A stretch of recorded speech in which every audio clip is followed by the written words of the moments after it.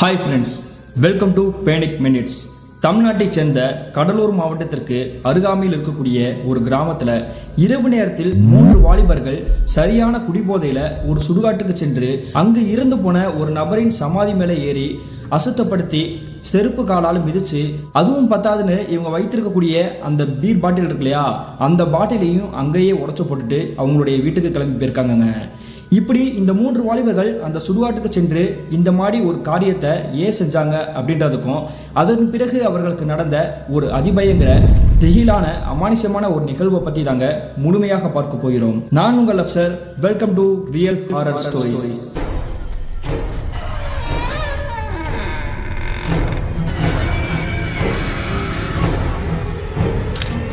நான் முன்னாடியே சொன்ன மாதிரி தமிழ்நாட்டைச் சேர்ந்த கடலூர் மாவட்டத்திற்கு அருகாமையில் இருக்கக்கூடிய ஒரு அழகிய கிராமத்தில் கிட்டத்தட்ட 2000 காலகட்டத்தில் நடந்த சம்பவம் தாங்க இந்த சம்பவம். இந்த சம்பவத்தை நமக்கு ஷேர் பண்ணியது மணிமேகலை அப்படின்ற ஒரு சிஸ்டர் தாங்க. இந்த சம்பவம் இந்த பெண்மணிக்கு நடந்துச்சான்னு பார்த்தீங்கன்னா இல்லைங்க, இவங்க சம்மந்தப்பட்ட இவங்களுடைய உறவுக்கார பையனுக்கு நடந்தது தாங்க இந்த சம்பவம். அப்படி என்ன நடந்துச்சுன்னு பார்த்தீங்கன்னா சரியாக 2000 காலகட்டம் இருந்திருக்கும். அந்த சமயத்தில் இந்த மின்னஞ்சலை ஷேர் பண்ணிய மணிமேகலை இருக்காங்க இல்லையா, இவங்களுடைய வயது தோராயமாக ஒரு 30 இருந்திருக்குங்க. அந்த சமயத்தில் இவங்களுடைய குடும்பத்தை பற்றி சொல்லணும்னா இவங்களுடைய கணவர் 3 வயசுல ஒரு பெண் குழந்தை இருந்திருக்காங்க. இவங்களுடைய கணவரை பற்றி சொல்லணும் அப்படின்னா துபாயில் இருக்கக்கூடிய ஒரு கட்டிடம் கட்டக்கூடிய ஒரு வேலையில் தாங்க ஈடுபட்டு இருந்திருக்காரு. அதனால இவங்களுடைய மனைவியும் இவங்களுடைய குழந்தையும் தனிமையாக ஒரு வீட்டில் தாங்க வாழ்ந்துட்டு இருக்காங்க. அந்த சமயத்தில் இந்த மணிமேகலை என்ற பெண்மணியுடைய கணவர் இருக்கார் இல்லையா, அவரோட கூட பிறந்த அண்ணன் அவங்களுடைய குடும்பம் பக்கத்தில் அங்கே இருந்திருக்காங்க. தன்னுடைய தம்பியுடைய மனைவி தனியாக கஷ்டப்படுறதை பார்த்துக்கிட்டு பேசாமல் அவங்களும் இங்கே வந்துட்டா ஒரு கூட்டு குடும்பமாக வாழலாம் அப்படின்ற மாதிரி தாங்க முடிவெடுத்திருக்காங்க. இந்த மணிமேகலையுடைய கணவன் இருக்கார் இல்லையா, அவருடைய கூட பிறந்த அண்ணனின் குடும்பத்தை பற்றி சொன்னோம்னா அவருடைய மனைவி, அவருக்கு 20 வயசில் சதீஷ் அப்படின்ற ஒரு பையன் இருந்திருக்காருங்க. அந்த சதீஷ்ன்ற பையனை பற்றி சொல்லணும் அப்படின்னா அந்த காலகட்டத்தில் தேர்ட் இயர் படிச்சுட்டு இருந்திருக்கிறாரு. இப்படி இவங்க அவங்களுடைய வீட்டுக்கு போய் நம்ம சேர்ந்து வாழலாம் அப்படின்னு சொன்னதுக்கு பிறகு இந்த மணிமேகலையும் அவங்களுடைய குழந்தையும் இவங்களுடைய கணவனுடைய அண்ணனுடைய வீட்டுக்கே வந்திருக்காங்க. அப்படி வந்து கிட்டத்தட்ட 1 மாத காலகட்டத்திலேயே இவங்க குடியிருக்கக்கூடிய வீட்டுக்கு கீழே இருக்கக்கூடிய ஹவுஸ் ஓனர் இத்தனை பேர்லாம் இந்த வீட்டில் இருக்கக்கூடாது அப்படின்ற மாதிரி தாங்க எப்போ பார்த்தாலும் சண்டைக்கு வந்துகிட்டே இருந்திருக்காங்க. அது மட்டும் இல்லாமல் வாடகைக்கு குடியிருக்கிறதுனால தானே இந்த மாதிரி பேசுகிறாங்க, நம்ம ஒத்திகைக்கே இந்த ஏரியாவில் இருந்து பக்கத்து ஏரியாவில் போய் வீடு பார்ப்போம் அப்படின்ற மாதிரி தாங்க கிட்டத்தட்ட ஒரு 20 நாட்கள்லேயே இவங்க இருக்கக்கூடிய பகுதியிலேருந்து கொஞ்சம் பக்கத்தில் இருக்கக்கூடிய ஒரு தெருவில் இவங்க குடிபெயர்க்காங்க. அப்படி அந்த தெருவுக்கு குடி போன சில நாட்கள்லேயே இவங்களுடைய வாழ்க்கை எப்பயும் போல இயல்பாக சந்தோஷமாக இருந்திருக்குது. ஆனால் இந்த சதீஷ் இருக்கார்லையா, காலேஜ் தேடி போயிட்டு இருக்கிறவரு, அவருக்கு அந்த தெருவில் இருக்கக்கூடிய நபர்கள் யாருமே தெரியாதுங்க. அதனால யார்கிட்டையுமே நண்பர்களாக அவரால் பழக முடியல. அப்படி போயிட்டு இருக்கும் பொழுது தான் அதே ஏரியாவை சேர்ந்த ஒரு 3 நபர்கள் இவருக்கு அறிமுகமாகறாங்க. அப்படி அறிமுகமாகக்கூடிய அந்த 3 நண்பர்களுடைய பேர் என்னன்னு பார்த்தீங்கன்னா நிதிஷ், கணேஷ் மற்றும் பிரபு. இந்த 3 நண்பர்களுமே இன்ஜினியரிங் கல்லூரியில் தாங்க படிச்சுட்டு இருந்திருக்காங்க, தேர்ட் இயர். அப்படி இந்த 4 நண்பர்களுக்கும் சேம் ஏஜ் அப்படின்னு தெரிஞ்சதுக்கு பிறகு எங்க போனாலும் ஒரு சேர ஒன்னாதாங்க போவாங்க. தேட்டருக்கு போவது, பூங்காக்கு போவது. அது மட்டும் இல்லாம இந்த 3 நண்பர்களும் அடிக்கடி இந்த சதீஷ் இருக்கார் இல்லையா, மணிமேகலையுடைய கணவனுடைய அண்ணனின் பையன், அவங்களுடைய வீட்டுக்கு அடிக்கடி வந்துட்டே இருந்திருக்காங்க இந்த 3 நண்பர்களும். இப்படியே போக போக அந்த 3 நண்பர்களும் இந்த மணிமேகலையுடைய பொண்ணு 3 வயசுல இருக்காங்க இல்லையா, அந்த குழந்தையை தூக்கிக்கிட்டு வெளியே பைக்கில் சுற்றுறது, அவங்களுக்கு பிடிச்ச மாதிரி மிட்டாய் சாக்லேட்லாம் வாங்கி கொடுக்கறது, இந்த மாதிரி தாங்க இருந்திருக்காங்க. இப்படியே நாட்கள் உருண்டு ஓட இவங்களுடைய வாழ்க்கையில் எந்த ஒரு ப்ராப்ளமும் இல்லாமல் நிம்மதியாக இருந்திருக்காங்க. அப்படி இருக்கையில தான் இந்த மணிமேகலை என்ற பெண்மணிக்கு ஒரு பேரிடி விழுக காத்திருந்திருக்குது. என்ன நடந்திருக்குன்னா, இவங்களை பொறுத்த வரைக்கும் இவங்க இருக்கக்கூடிய கூட்டு குடும்பமாக தானே இருக்காங்க. அங்கே இருக்கக்கூடிய அந்த வீட்டில் இவங்களுக்குன்னு தனியாக ஒரு ரூமை ஒதுக்கி கொடுத்துருக்காங்க. அப்படி அந்த ரூமில் பீரோவில் திறந்து துணியெல்லாம் எடுத்துகிட்டு இருக்கும் பொழுது யதார்த்தமாக ஏதோ ஒரு கடிதம் வந்து கீழே விழுந்திருக்குது. அந்த கடிதம் விழுந்த உடனே அந்த கடிதத்தை எடுத்து படித்து பார்க்கும் பொழுது அது ஒரு மொட்டை கடிதாசி மாதிரி தாங்க இருந்திருக்குது. குறிப்பிட்டு சொல்லணும் அப்படின்னா அதில் எழுத்துக்கள்லாம் இருக்குது. ஆனால் அதை யார் எழுதுனது, எந்த ஊர்லேருந்து எழுதுனது அப்படின்ற எந்த ஒரு அட்ரஸ் டீட்டெயிலுமே இல்லை. அதே மாதிரி அந்த கடிதத்தில் என்ன எழுதியிருக்குன்னு பார்த்தீங்கன்னா ஏதோ கவிதை மாதிரி தான் இருக்குது. உன்னை நான் எப்போ முதலாக பார்த்தேனோ அப்பொழுதே நான் காதல் வயப்பட்டுட்டேன். நீ ஓகேன்னு சொன்னால் உன்னையும் திருமணம் பண்ணிக்கிறதுக்கு நான் தயார். உன்னுடைய கணவன் வெளிநாட்டில் தானே இருக்கிறாரு, அதனால நீ ஓகே சொல்லு, உன்னோட குழந்தையை நானே பார்த்துக்கிறேன், என்ன சம்மதமா அப்படின்ற மாதிரி தாங்க அந்த கடிதத்தில் எழுதியிருக்குது. இந்த கடிதத்தை எழுதுனது யார் என்னன்றதே தெரியலையே, யாருக்கும் இந்த வேலையை பார்த்தது அப்படின்ற மாதிரி தாங்க இந்த மணிமேகலை என்ற பெண்மணி முக்கி போயிட்டாங்க. ஒருவேளை தன்னுடைய கணவனுடைய அண்ணன் பையனா இருக்குமோ, அதாவது சதீஷா இருக்குமோ, இல்ல அவர் கூட வரக்கூடிய அந்த 3 நண்பர்கள் இருக்காங்க இல்லையா, அவங்க தானே ஆக்சுவலி அடிக்கடி இவங்களுடைய வீட்டுக்கு வரவும் போகவும் இருக்கிறாங்க, அவங்களா இருக்குமா அப்படின்ற மாதிரி தாங்க சந்தேகப்பட்டுக்கிட்டே இருந்திருக்காங்க. ஆனா இந்த விஷயத்தை யாரையும் கேட்கவும் முடியாம, கேட்டா தப்பா நடப்பாங்களே அப்படின்ற மாதிரி தாங்க இவங்களுடைய மனசுக்குள்ளே போட்டுருக்காங்க. ஆனா இந்த சம்பவம் நடந்ததுல இருந்து இந்த நிதிஷ் மற்றும் கணேஷ் பிரபு இந்த 3 நண்பர்கள் எப்பொழுதெல்லாம் இவங்களுடைய வீட்டுக்கு வராங்களோ அப்படி வரும்பொழுது இந்த மணிமேகலைன்ற பெண்மணியை பார்க்கக்கூடிய பார்வையே வேற மாதிரி தெரிஞ்சிருக்குது. அதாவது தவறான முறையில் பார்க்கக்கூடாத இடத்துல எல்லாம் கண்டமேனிக்கு அவங்களுடைய கண்கள் அலப்பாஞ்சிருக்குதுங்க. இதை நோட்டமிட்டு இருக்கக்கூடிய இந்த மணிமேகலை என்ற பெண்மணிக்கு பொறிதட்ட ஆரம்பிச்சிருக்குது. ஒருவேளை இந்த 3 நபர்கள் இருக்காங்க இல்லையா, இவங்களை யாரோ ஒருத்தர் தான் இந்த மாதிரி மொட்டை கடிதாசிலி நம்மளுடைய ரூமில் போட்டிருக்காங்க. இந்த விஷயத்த சதீஷ்கிட்டே கேட்போம் அப்படின்ற மாதிரி தாங்க ஒரு நாள் தோராயமாக அவங்களுடைய இந்த சதீஷ் என்ற பையன் இருக்கார் இல்லையா, அந்த பையனை கூப்பிட்டு விசாரிக்க ஆரம்பிச்சிருக்காங்க. இந்த மாதிரி என்கிட்ட வந்து ஒரு மொட்டை கடிதாசி கிடைச்சிச்சுடா, அந்த கடிதாசியில் யார் எழுதுனா என்னன்றது தெரியவே இல்லை. அதே மாதிரி உன்னுடைய ஃப்ரெண்டை வந்து இனிமேல் வீட்டுக்கு கூப்பிடுற வேலை வச்சுக்காத, அவங்கள பார்த்தாலே எனக்கு பிடிக்கல. ஆரம்பத்தில் நல்லவனுங்க மாதிரி தான் தெரிஞ்சாங்க, ஆனால் இப்பொழுது அவங்க பார்க்கக்கூடிய அந்த பார்வையே வேற மாதிரி தப்பாக தெரியுது. நான் சொல்ல விஷயத்த நீ வந்து கேட்டுக்கோ அப்படின்ற மாதிரி தான் சொல்கிறாங்க. இதை கேட்ட உடனே சதீஷ் பயங்கரமாக கோவப்படுறாரு. என்ன சித்தி இப்படி சொல்லிக்கிட்டு இருக்கிறீங்க, அவங்க அப்படிப்பட்ட நபர்களே கிடையாது, எனக்கு ஒன்றுனா உசுரே கொடுப்பாங்க, என்னுடைய நெருங்கிய ஃப்ரெண்ட்ஸ் அப்படின்ற மாதிரி தாங்க இந்த சதீஷ் நினச்சிட்டு இருக்கிறாரு. அவங்களுடைய சித்திக்கிட்டேயும் சொல்கிறாரு, நீ வேணா நான் சொல்கிறத நம்பலை, நான் சொல்கிற விஷயத்த எனக்காக நீ செஞ்சு கொடு அப்படின்ற மாதிரி தாங்க இவங்களுடைய சித்தி மணிமேகலை கேட்குறாங்க. சரி நான் என்ன செய்யணும் அப்படின்னு கேட்கும் பொழுது, உன்னுடைய நண்பர்கள் 3 பேர் இருக்காங்க இல்லையா, அவங்களுடைய கையெழுத்து எப்படி இருக்கும் அப்படின்றது எனக்கு தெரிஞ்சாகணும். அதனால உன்னுடைய பைக்குக்கு இந்த மாதிரி பொருட்கள் வாங்க வேண்டி இருக்குது, அதை வந்து நீ அவங்கக்கிட்ட எழுதி ஒவ்வொருத்தர்கிட்டையும் தனித்தனியாக யாருக்கும் தெரியாத மாதிரி தனித்தனியாக அவங்கக்கிட்ட மாற்றி மாற்றி எழுதி வாங்கிட்டு வா. அந்த எழுத்துக்களும் இந்த லெட்டரில் இருக்கக்கூடிய எழுத்துக்களும் ஒரே மாதிரி இருந்துச்சு அப்படின்னா மாட்டுவாங்கல்ல அப்படின்ற மாதிரி தாங்க சொல்கிறாங்க. இதில் முழு சம்மதம் இல்லை அப்படின்னாலுமே கட்டாயத்தின் பேரால் இந்த சதீஷ் அப்படின்றவர் இவருடைய 3 நண்பர்களையும் பார்க்க போகிறாருங்க. அப்படி 3 நண்பர்களையும் பார்த்துட்டு ஒருத்தருக்கு ஒருத்தர் தெரியாமலேயே இவர் நினச்ச மாதிரியே வண்டிக்கு வந்து இந்த மாதிரி பொருட்கள் வாங்கணும், அதை வந்து ஃபில்லப் பண்ணி கொடுங்க அப்படின்ற மாதிரி தாங்க எழுதி வாங்கியிருக்கிறாரு. அப்படி எழுதி வாங்கினதுக்கு பிறகு அந்த 3 லெட்டருமே இவங்களுடைய சித்தியோட இருக்கக்கூடிய அந்த வீட்டுக்கே கொண்டு வராரு. அப்படி கொண்டு வந்துட்டு அந்த லெட்டரை பறித்து பார்க்கும் பொழுது அங்கே இருக்கக்கூடிய இவங்களுடைய சித்திக்கும் இந்த சதீஷ்க்கும் தூக்கி வாரி போட்டிருக்குது. என்ன நடந்திருக்குன்னு பார்த்தீங்கன்னா, அந்த லெட்டரில் இருக்கக்கூடிய எழுத்துக்கள் நிதிஷ் எழுதியிருக்காரு இல்லையா, அந்த லெட்டர் மட்டும் இவங்களுடைய சித்தி கையில் இருக்கக்கூடிய அந்த லெட்டரோட ஒத்து போயிருக்குங்க. பாத்தியா, நான் சொன்னது நீ நம்பவே இல்லை, அவன் தான் இந்த மாதிரி ஒரு கீழ்த்தரமான செயலை செஞ்சுருக்கிறான். மீதம் இருக்கக்கூடிய 2 நண்பர்களையும் நம்பாத, அவனுங்களுமே ஒரு கெட்ட புத்தியோடு இருக்கக்கூடியவங்க தான். நீ இனிமேலாவது பார்த்து புத்தியோட பொழைச்சிக்கோ, அவங்கள மறுபடியும் வீட்டுக்கே கூட்டிகிட்டு வராதப்பா அப்படின்ற மாதிரி தாங்க அழுதபடியே சொல்கிறாங்கங்க. இதை கேட்டதுலேருந்து சதீஷ் கோவத்தோட உச்சத்திலே இருந்திருக்கிறாரு. இதை உறுதிப்படுத்திக்கணும் அப்படின்ற மாதிரி தாங்க கிட்டத்தட்ட ஒரு 3 நாட்களுக்கு பிறகு இவங்களுடைய கிராமத்தில் இருக்கக்கூடிய ஒரு அவுட்டர் பகுதி இருக்குது.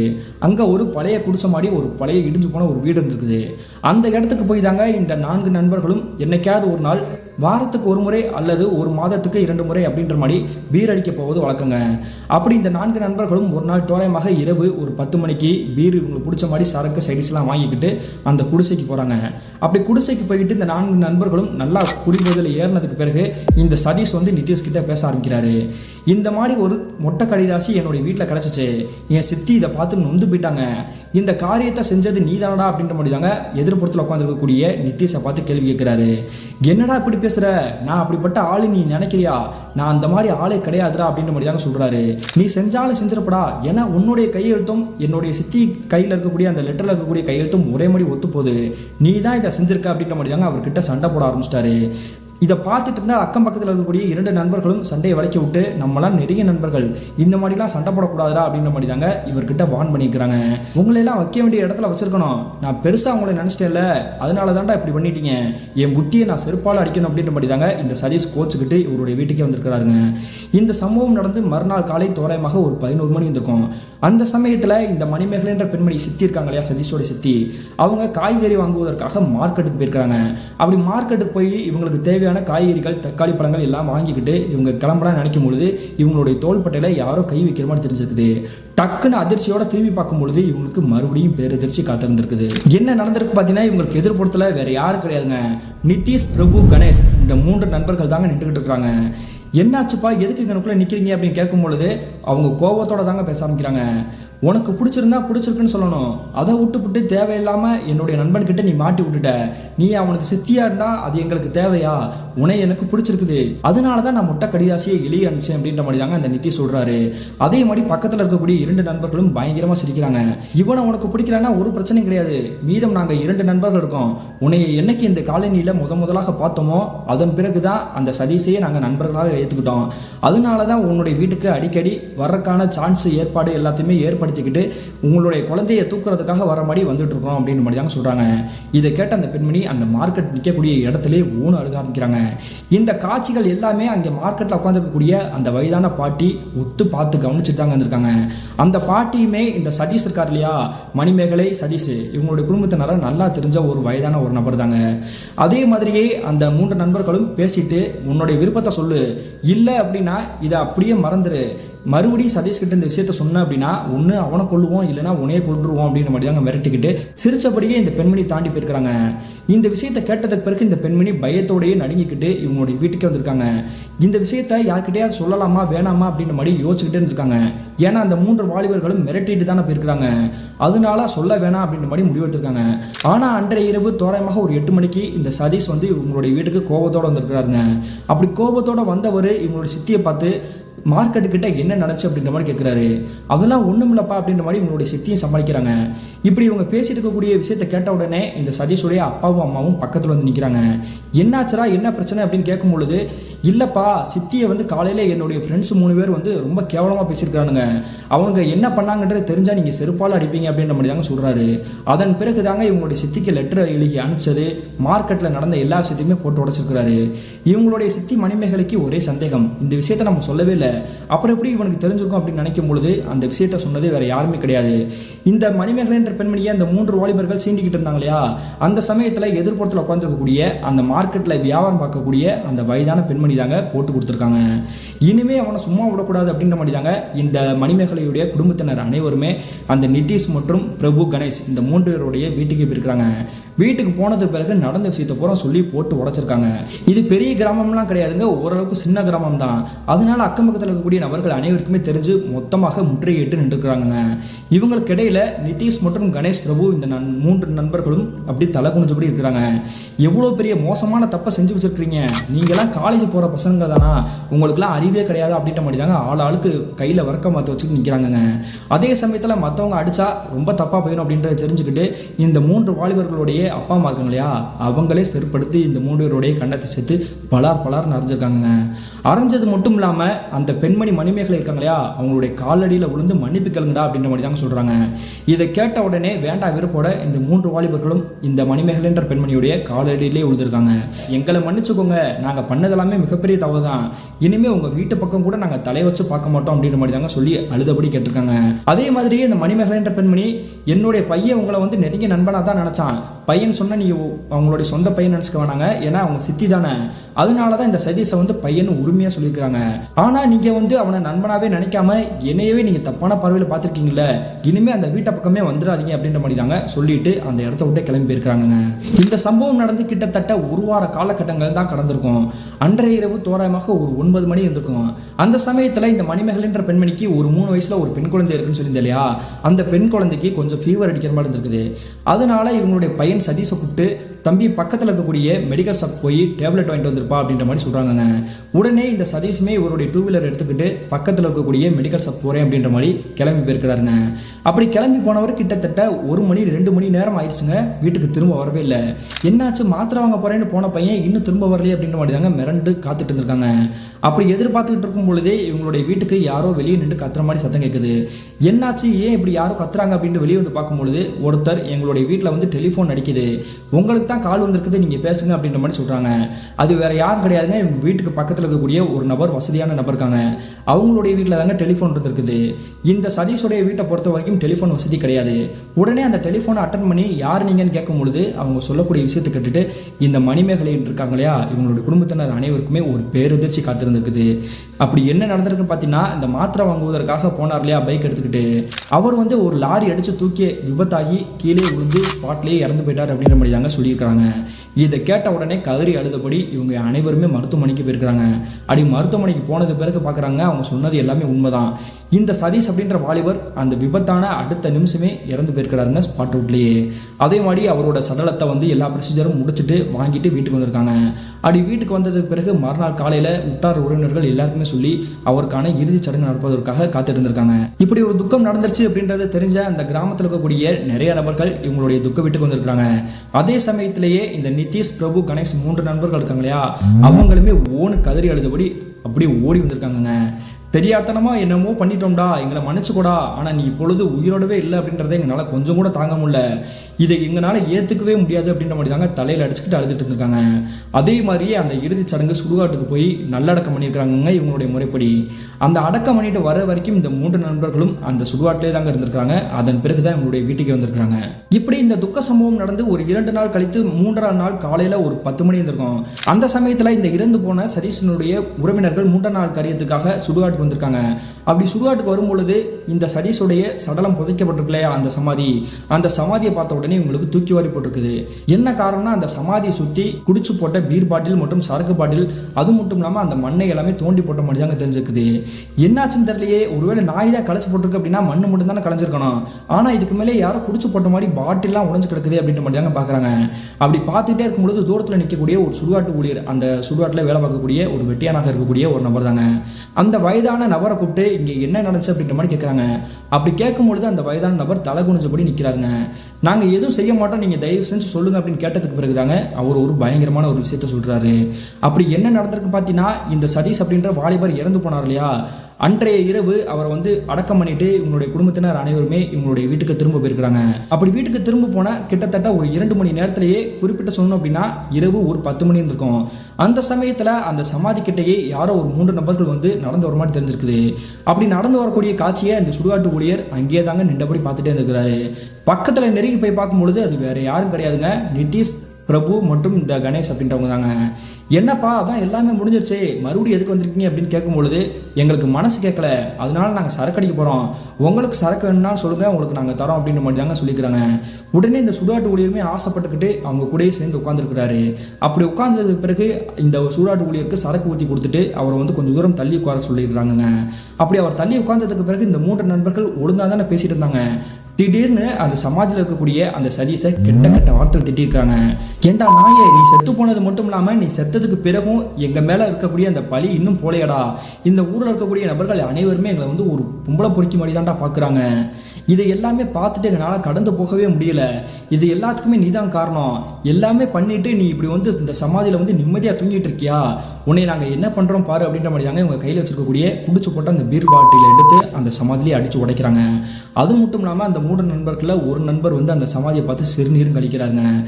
மீதம் இருக்கக்கூடிய இன்னொரு நண்பர் அவராது திருந்தி இருப்பாரான்னு பார்த்தா அந்த சமாதியில் தலைப்பகுதி இருக்கு இல்லையா, அந்த இடத்துல நச்சுன்னு ஓங்கி எட்டி மிதிக்கிறாருங்க. அப்படி மிதிக்கிறது மட்டும் இல்லாமல் அங்கேயே எச்சிலையும் காலி துப்புறாரு. நீ எப்படி செத்தேன்றது வந்து உனக்கு தெரியாமல் இருக்கும், ஆனால் எங்களுக்கு நல்லா தெரியும் அப்படின்ற மாதிரி தாங்க பயங்கரமாக சிரிச்சுக்கிறாரு. இதை கேட்ட அந்த சுடுகாட்டு ஊழியர் மிரண்டு போயிட்டாருங்க. ஆனால் அவருக்கு என்ன ஏது பேசுகிறாங்க அப்படின்றது தெரியல.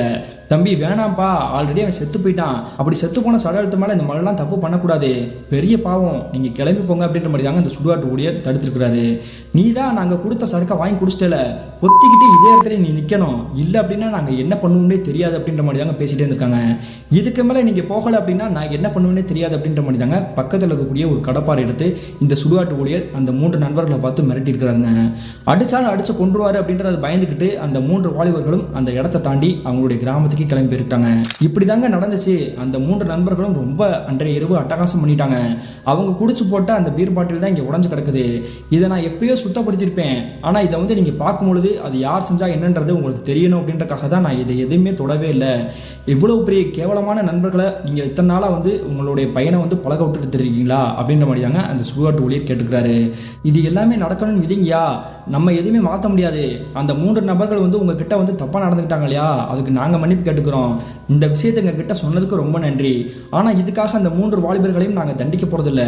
அதுக்குண்டான நீதியை என்னுடைய பையன் சதீஷோடைய ஆன்மாவே தட்டி கேட்கும் அப்படின்ற மாதிரி தாங்க அந்த சமாதியிலே ஓங்கி அடித்து சத்தியம் பண்ணிட்டு இவங்களுடைய வீட்டுக்கே திரும்ப வந்திருக்காங்க. அப்படி இந்த உறவினர்கள் சத்தியம் பண்ணிட்டு இவங்களுடைய வீட்டுக்கு வந்த சில நாட்களுக்கு பிறகு தாங்க அந்த 3 வாலிபர்களுடைய வாழ்க்கையில அமானுஷ்ய போர்க்களமே வெடிக்க ஆரம்பிச்சிச்சு. அப்படி என்ன நடந்திருக்குன்னு பார்த்தீங்கன்னா, இந்த சம்பவம் நடந்து ஒரு 10 நாள் கடந்திருக்கும். அன்றைய இரவு தோராயமாக ஒரு 9 மணி இருந்திருக்குங்க. அது சனிக்கிழமை இரவுன்னு நினைக்கிறேன். அப்படி இருக்கையில் இந்த நிதிஷ் மற்றும் பிரபு இருக்காங்க இல்லையா, இந்த இருவருமே 2 வீலரில் குடிபோதையில் ஏதோ ஒரு ரோட்டு பகுதியில் போயிட்டு இருந்திருக்காங்க. அப்படி போய்கிட்டே இருக்கும் பொழுது தூரத்தில் யாரும் நின்றுக்கிட்டு லிஃப்ட் கேட்குற மாதிரி தாங்க தெரிஞ்சுக்குது. அப்படி லிஃப்ட் கேட்கறத தெரிஞ்சுக்கிட்டே இந்த இருவரும் பைக்கை வந்து நிப்பாட்டிக்கிறாங்க. நிப்பாட்டினதுக்கு பிறகு அங்கே நிற்கக்கூடிய அந்த நபரை வந்து உத்து பார்க்கும் பொழுது அதே இடத்துல தாங்க நின்றுட்டு இருந்திருக்கிறாரு. என்னடா அவன் லிஃப்ட் கேட்குற மாதிரி தெரியுது, ஆனால் தூரத்துலேயே வந்து நிற்கிறான். நம்ம அந்த இடத்துக்கு போய் அவனுக்கு நம்ம லிஃப்ட் கொடுக்கணுன்றது தேவையே கிடையாது, நம்ம வாட்டுக்கு வண்டி எடுத்துகிட்டு போவோம் அப்படின்ற மாதிரி தாங்க பின்னாடி உட்காந்துருக்கக்கூடிய பிரபு சொல்கிறாரு. அதெல்லாம் ஒன்றும் பிரச்சனை இல்லை மச்சான், வா போய் பார்ப்போம் அப்படின்ற மாதிரி தாங்க மறுபடியும் பைக் எடுத்துக்கிட்டு அந்த நபர் நிற்கக்கூடிய இடத்துக்கு போகிறாங்க. அப்படி போய் நிற்கும் பொழுது மறுபடியும் அந்த நபர் கொஞ்சம் பின்னோக்கி நகர்ந்து நிற்கிற மாதிரி தெரியுது. இப்பொழுதுதானே இந்த நபர் நம்ம பக்கத்தில் நிற்கிற மாதிரி தெரிஞ்சு, இப்போ பார்த்தா மறுபடியும் தள்ளி நிற்கிற மாதிரி தெரியுது அப்படின்ற மாதிரி தாங்க குழப்பத்தோடு இருந்துகிட்டு இருந்திருக்காங்க. சரி என்ன ஆனாலும் பரவாயில்ல, அந்த நபரை வந்து நம்ம வண்டியில் ஏற்றவே வேணாம், நம்ம கிளம்பி போவோம் அப்படின்னு நினைக்கும் பொழுது அந்த மர்ம நபர் இவங்களுக்கு பக்கத்திலே வந்து நிற்கிறாருங்க. அப்படி நிற்கக்கூடிய அந்த நபரை இந்த பைக்கில் இருக்கக்கூடிய 2 வாலிபர்களும் உத்து பார்த்துருக்காங்க. அப்படி பார்க்கும் பொழுது ஒரு நிமிஷத்தில் இவங்க மிரண்டு போயிட்டாங்க. என்ன காரணம்னா, இவங்க பக்கத்தில் நிற்கக்கூடிய அந்த மர்ம நபர் வேற யாருமே கிடையாதுங்க, இவங்களுடைய நண்பனான கணேசன் தான். டே கணேசா, நீங்க இங்க என்னடா பண்ணிட்டு இருக்க? கொஞ்சம் தூரம் பக்கத்தில் ஒட்டி வந்தா நீ தள்ளி போயிடுற, மறுபடியும் பக்கத்தில் வந்தா நீ எங்கேயோ தள்ளி போயிடுறியடா, உனக்கு என்ன பிரச்சனை, வா வண்டியில் ஏறு அப்படின்ற மாதிரி சொல்றாங்க. அப்படி சொல்லும் பொழுது எதிர்ப்புறத்தில் நிற்கக்கூடிய அந்த கணேசன் அப்படின்ற நபர் ஓன் அழுகிறாரு. எதுக்குடா அப்படி அழுகுற அப்படின்னு கேட்கும் பொழுது, அவன் உங்களை சும்மா விட மாட்டான்டா, என்னைய போட்டு தள்ளிட்டான், உங்களையும் கொல்லாம விட மாட்டான் அப்படின்ற மாதிரி தாங்க தலையில் அடிச்சுட்டு அழுதுட்டு இருந்திருக்கிறாரு. என்ன உளறிட்டு இருக்க, யார் எங்களை சும்மா விட மாட்டா, எதுக்கு அழுதுட்டு இருக்க அப்படின்ற மாதிரி கேட்குறாங்க. அப்படி கேட்கும் பொழுது இந்த வண்டியை ஓட்டிட்டு இருக்கிறது நிதிஷ் தாங்க. இவர் பின்னாடி உட்காந்துருக்கக்கூடிய பிரபு இவருடைய இடுப்பை பிடிச்சி கில்ல ஆரம்பிச்சிருக்கிறாரு. மச்சான் வண்டி ஏடுறா அப்படின்ற மாதிரி தாங்க நைஸாக அவர் காது பக்கத்தில் வந்து பேசியிருக்கிறாரு. எதுக்குடா சொல்லிட்டு இருக்கிற, தன்னுடைய ஃப்ரெண்டு அழுதுட்டு இருக்கிறான், அவன் ஏதோ போதையில் இருப்பான் போல, நீ பாட்டுக்கு வண்டி எடுக்க சொல்லிட்டு இருக்க அப்படின்ற மாதிரி கேட்குறாரு. அதெல்லாம் எனக்கு தெரியும்டா, நீ முதல்ல வண்டி ஏடுறா அப்படின்ற மாதிரி தாங்க மறுபடியும் வலிக்கிற மாதிரியே கிள்ளியிருக்கிறாரு. இதனால வண்டியை சர்ன்னு எடுத்துக்கிட்டு கொஞ்சம் தூரம் கடந்து வந்து நிற்கிறாங்க. அப்படி நிற்கும் பொழுது, உனக்கு என்ன கிறுக்கு பிடிச்சா, இதுக்கு என்னை போட்டு கிள்ளுனா அப்படின்னு சொல்லிட்டு டக்குன்னு திரும்பி பார்க்குறாங்க. அப்படி பார்க்கும்பொழுது தாங்க தெரியுது, இவ்வளோ நேரம் இவங்க பக்கத்தில் நின்று பேசிட்டு இருக்கக்கூடிய அந்த நபர் ஒரு மனிதனே கிடையாது, கோரமாக இருக்கக்கூடிய கருன்னு கரிய உருவமாக இருக்கக்கூடிய ஒரு ஆன்மா அப்படின்றது. அடுத்த நிமிஷமே அந்த உருவம் இவங்களை நோக்கி அப்படியே கீழே இருந்து அந்த இடத்துல பறந்தா இருக்கும், அந்த மாதிரி தாங்க துரத்தி வந்துட்டு இருக்குது. இதை பார்த்த உடனே மிரண்டு போய் இந்த இருவரும் பைக்கை வந்து எடுத்துக்கிட்டு சரியான ஓட்டத்தில் இவங்களுடைய கிராமத்துக்கே வந்திருக்கிறாங்க. அப்படி இந்த 2 வாலிபர்களும் பயத்தோட நடுங்கினபடியே அந்த பைக்கை விட்டுட்டு இறங்குறாங்க இவங்களுடைய வீட்டுக்கு முன்னாடி. அப்படி வீட்டுக்கு முன்னாடி இறங்கும் பொழுது மறுபடியும் இவங்களுக்கு பயங்கரமான அதிர்ச்சி காத்திருந்துருக்குது. என்ன நடந்திருக்கு பார்த்தீங்கன்னா, இவங்களுடைய நண்பர் கணேஷ் இருக்கார் இல்லையா, அவருடைய வீட்டுக்கு பக்கத்திலேயே முற்றுகையிட்ட மாதிரி நிறைய மக்கள் கூட்டமாக நின்றுட்டு இருக்காங்க. என்னாச்சுரா, தன்னுடைய மாப்பிள்ளை வீட்டுக்கிட்ட எதுக்கு இப்படி கூட்டமாக நிற்கிறாங்க அப்படின்ற மாதிரி போதையோடையே அந்த வீட்டுக்கிட்ட இருக்கக்கூடிய மக்களை இப்படி விலகிட்டு உள்ளுக்குள்ளே போய் பார்க்குறாங்க. அப்படி பார்க்கும்பொழுது இவங்களுடைய வாழ்க்கையில் மறக்கவே முடியாத காட்சி தாங்க சொன்னோம். என்ன நடந்திருக்கு பார்த்தீங்கன்னா, அவங்களுடைய வீட்டுக்குள்ள இந்த கணேசனுடைய அப்பா அம்மா தலையில் அடித்தபடியே ஊன்னு அழுதுட்டு இருக்காங்க.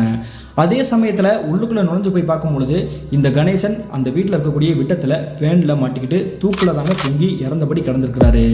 இந்த காட்சியை பார்த்தா இந்த இருவருக்கும் கொலையே நடுங்கி போயிடுச்சு. என்ன நடந்துச்சு, ஏன் இப்படி பண்ணா அப்படின்னு கேட்டதுக்கு ஒருத்தர்கிட்ட கூட சரியான பதிலே இல்லைங்க.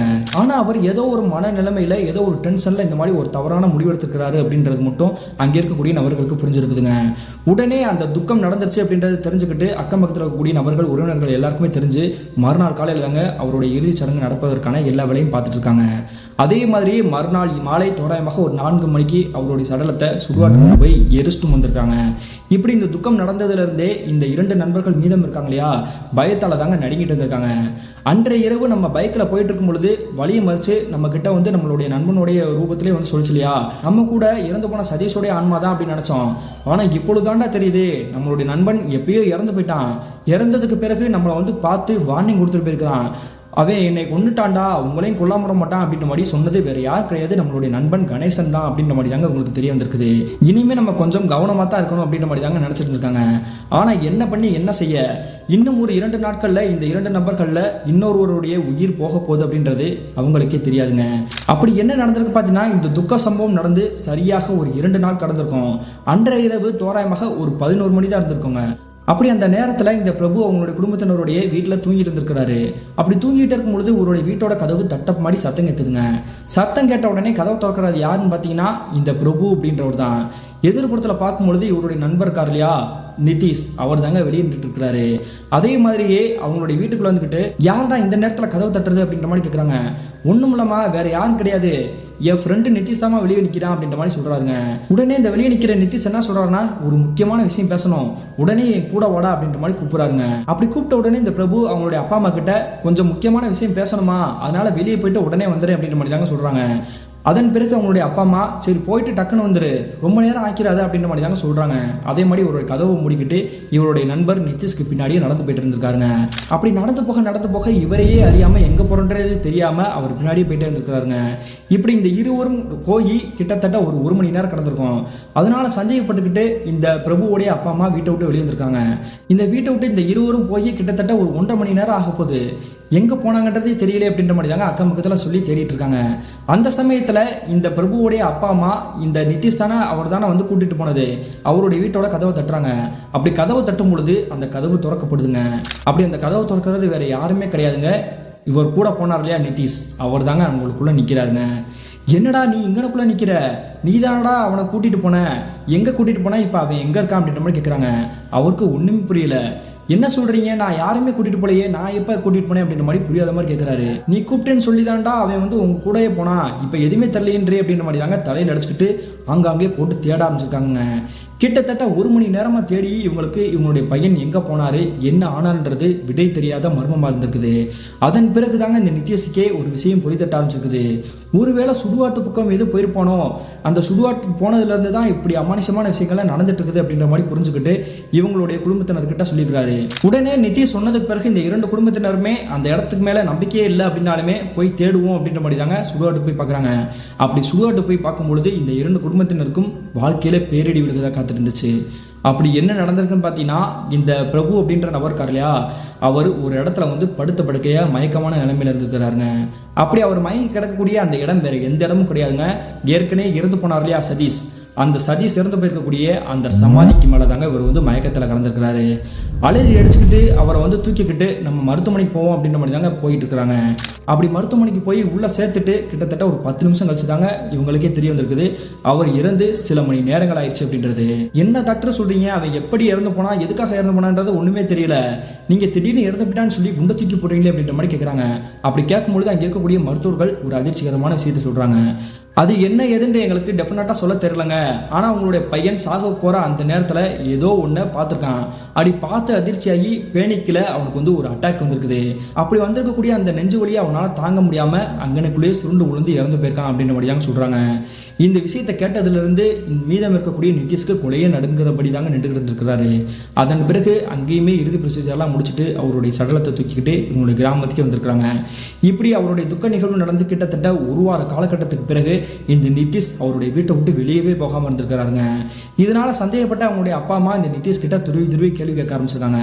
என்னாச்சுரா, ஏற்கனவே உன்னுடைய முதல் நண்பன் இறந்து போனான், அடுத்து 2ஆவதாக பிரபு இறந்து போனான், இப்பொழுது நீ மட்டும்தான்டா இருக்க, என்னதான் பிரச்சனை ஓடிட்டு இருக்குது, என்ன நடக்குதுன்றதே தெரியல அப்படின்ற மாதிரி கேட்குறாங்க. அப்படி கேட்கும் பொழுது இவர் ஓன்னு அழுக ஆரம்பிச்சிட்டாரு. சுடுகாட்டுக்கு போய் இவர் வந்து அட்டகாசம்லாம் பண்ணாங்க இல்லையா அந்த 3 நண்பர்கள், அனைத்து விஷயத்தையுமே போட்டு உடைச்சிருக்காருங்க. இதை கேட்ட உடனே இவங்களுடைய அப்பா பெல்ட் எடுத்துட்டு இவங்களுடைய பையனை விட்டு விளாசிட்டாருங்க. அதன் பிறகு நம்ம எப்படியாவது தன்னுடைய பையனை காப்பாற்றி ஆகணும் அப்படின்ற மாதிரி மறுநாள் காலையிலேயே ஒரு ஜோதிடரை போய் பார்க்குறாங்க. அப்படி ஜோதிடரை போய் பார்க்கும் பொழுது அந்த நிதிஷை பார்த்து அந்த ஜோதிடர் ஒரு வார்த்தை கேட்குறாரு, இவ்வளோதான் நீ பண்ணீங்களா, வேற எதுவுமே பண்ணலையா அப்படின்ற மாதிரி கேட்குறாருங்க. அப்படி கேட்கும் பொழுது இந்த நிதிஷ் தலை குனிஞ்சபடி இருந்திருக்கிறாரு. அந்த சதீஷ் அப்படின்ற வாலிபர் சாதாரணமாக ஒன்றும் சாகலை, அவன் சாகிறதுக்கே இந்த 3 நபர்கள் தான் காரணம் அப்படின்ற மாதிரி தாங்க ஒரு பயங்கரமான விஷயத்தை சொல்கிறாரு. ஆக்சுவலி என்ன நடந்திருக்கு பார்த்தீங்கன்னா, இந்த 4 நண்பர்களும் நெருங்கி பழகி அதன் பிறகு சித்தி மூலியமாக ஒரு பிரச்சனை வந்து சண்டை போட்டு பிரிஞ்சாங்க இல்லையா. அப்படி பிரிஞ்சு ஒரு வார காலகட்டத்துக்கு பிறகு அந்த சதீஷ் அப்படின்ற ஒரு டேப்லெட் வாங்கணுன்றக்காக அவருடைய பைக் எடுத்துட்டு மெடிக்கலுக்கு போயிருக்கிறாரு. அப்படி மெடிக்கல் போயிட்டு மாத்திரை வாங்கிட்டு வர்றதுக்கு முன்னாடியே இந்த 3 நண்பர்களும் ஃபாலோ பண்ணி பின்னாடி போயிருக்காங்க. மெடிக்கலில் நிற்கும் பொழுதே அந்த பைக்கோடைய பிரேக் வயரை வந்து அறுத்து விட்டுருக்காங்க. அப்படி அறுத்து விட்டதுக்கு பிறகு தாங்க பிரேக் ஃபெயிலியர் ஆகி அந்த வண்டி எதிர்ப்புறத்தில் இருக்கக்கூடிய ஒரு லாரி மேலேயே மோதி அந்த லாரி கடையிலே விழுந்து இந்த சதீஷ் துடிச்சு இறந்து போயிருக்கிறாங்க. ஆக மொத்தத்தில் அந்த சதீஷ் இறந்ததுக்கு காரணமே நாங்கள் தான் அப்படின்ற மாதிரி தாங்க இந்த நித்தி சொல்லிக்கிறாரு. ஆடா பாவிகளா, இப்படி ஒரு அநியாயத்தை பண்ணிட்டீங்களே, அந்த சதீஷ்ன்ற பையன் ரொம்ப தக்கமானவன்டா, எல்லா தப்பையும் நீங்கள் பண்ணிக்கிட்டு ஏன்டா அப்படி பண்ணுறீங்க அப்படின்ற மாதிரி தாங்க கேட்டு உங்களுடைய குடும்பத்தினர் சொல்லி கதறி அழுகுறாங்க. இருந்தாலும் ஏற்கனவே 2 பேர் இறந்து போயிட்டாங்க, மீதம் இருக்கிறது தன்னுடைய ஒரே ஒரு பையன் தானே, இவனையாவது எப்படியாவது காப்பாற்றி ஆகணும் சாமி, நீங்கள் ஏதாவது ஒரு வழி சொல்லுங்க அப்படின்ற மாதிரி கேட்குறாங்க. நான் பெரிய ஆள்லாம் கிடையாதுமா, நான் வந்து சாதாரண ஜோதிடர் தான், இருந்தாலுமே எனக்கு தெரிஞ்சதை சொல்கிறேன், உள்ளூரில் இருக்கிற வரைக்கும் உங்களுடைய பையனுக்கு ஆபத்து தான், அதனால உங்களுடைய பையனை வெளியூருக்கு எங்கேயாவது அனுப்பிச்சு வச்சிட்டீங்க அப்படின்னா ஆன்மாவால் எந்த ஒரு விஷயத்தையும் செய்ய முடியாதுன்னு தான் நான் நினைக்கிறேன். நான் சொன்னதை நீங்கள் வந்து செய்யுங்க, இந்த பிரச்சனையும் வராது. மறுபடியும் ஏதாவது ஒரு பிரச்சனை வந்துச்சு அப்படின்னா நீங்கள் என்கிட்ட வாங்க, நான் வேற ஒரு வழி சொல்கிறேன் அப்படின்ற மாதிரி தாங்க அந்த ஜோதிடர் சொல்லி வழி அனுப்பிச்சு வைக்கிறாருங்க. அதே மாதிரி இவங்களுடைய பையன் நித்திஷை வந்து வேற எங்கே அனுப்புறதுன்னு தெரியாமல் இந்த நிதிஷுடைய தாத்தா ஒருத்தர் இருந்திருக்காங்க திருப்பூர் மாவட்டத்தில். அந்த திருப்பூருக்கே இவனை வந்து அனுப்பிச்சு வைக்கிறோம் அப்படின்ற மாதிரி தாங்க திருப்பூரில் இருக்கக்கூடிய ஒரு பனியன் கம்பெனி தாங்க அவருடைய சொந்த பேரில் வந்து இயங்கிட்டு இருக்குது. அதே பனியன் கம்பெனியில் இவர் வந்து கொஞ்ச நாள் சூப்பர்வைசராக இருக்கட்டும் அப்படின்ற மாதிரி தாங்க போய் ஜாயின் பண்ணி விட்டுருக்காங்க. இப்படி அவர் திருப்பூருக்கு போய் ஒரு 2 நாட்கள் கூட கடந்திருக்காது. அன்றைய இரவு இவங்களுடைய வீட்டில் இருக்கக்கூடிய டெலிஃபோனுக்கு கால் வருது. உடனே இந்த நிதிஷோடைய அப்பா அம்மா அட்டன் பண்ணுறாங்க. அட்டன் பண்ணும் பொழுது எதிர்ப்புறத்தில் பேசக்கூடிய நபருடைய பேச்சை கேட்டு இவங்களுக்கு தூக்கி வாரி போட்டிருக்குது. என்ன நடந்திருக்குன்னு பார்த்தீங்கன்னா, இந்த திருப்பூருக்கு போனார் இல்லையா நிதிஷ், அப்படி போயிருக்கக்கூடிய அந்த இடத்துல வந்து இவருக்கு தனியாக ஒரு அப்பார்ட்மெண்ட்டில் தாங்க வீடு பிடிச்சி கொடுத்துருந்துருக்காங்க அந்த கம்பெனிக்கு பக்கத்துலேயே. அந்த அப்பார்ட்மெண்ட் மேலேயே இரவுடைய கண்களையும் தென்பட்டதே கிடையாது. ஏதோ அவர் இறந்து போனது திடீர் நடந்தது.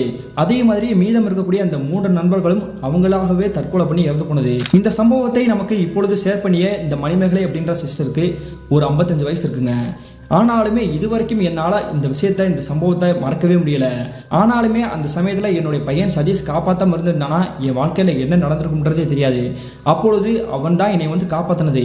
உயிரை விட்டதுக்கு பிறகும் ஆன்மாவாக வந்து அந்த 3 நபர்களையும் போட்டு தள்ளினது இப்போ வரைக்கும் என்னால் மறக்கவே முடியாது அப்படின்ற மாதிரி தாங்க சொல்லி முடிச்சிருக்காங்க. மீண்டும் ஒரு பயங்கரமான அமானுஷ்யமான நிகழ்வுடன் உங்களை சந்திக்கும் வரை நான் உங்கள் அப்சர்.